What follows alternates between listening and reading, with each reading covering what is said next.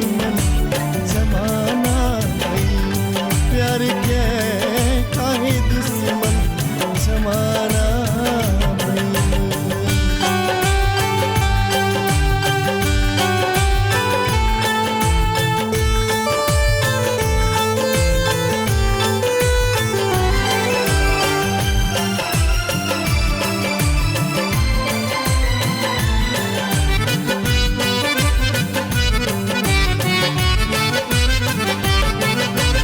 ऐसन प्रीतिया लागल हो जियरा भइल अब पागल हो। ऐसन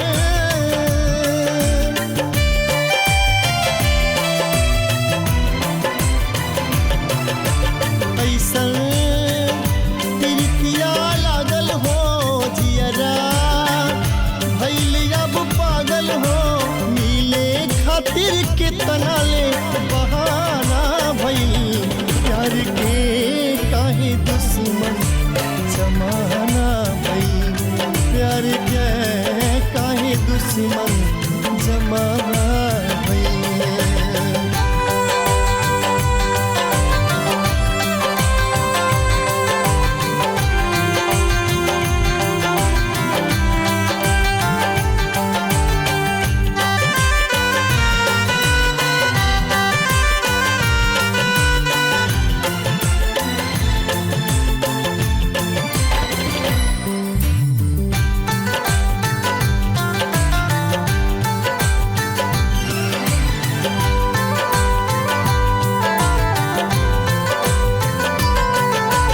बोले लिगोरिया डर डर के अखिया में आंसू भर भर के बोले।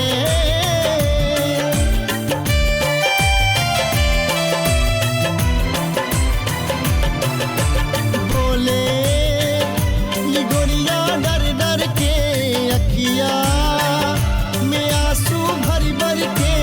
प्यार में कितने लोग जेल खाना गई।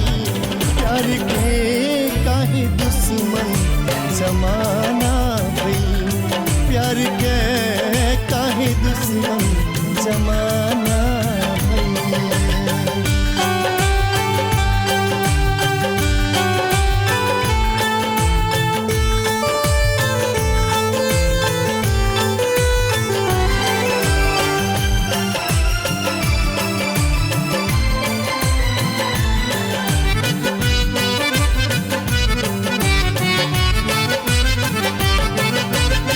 गवा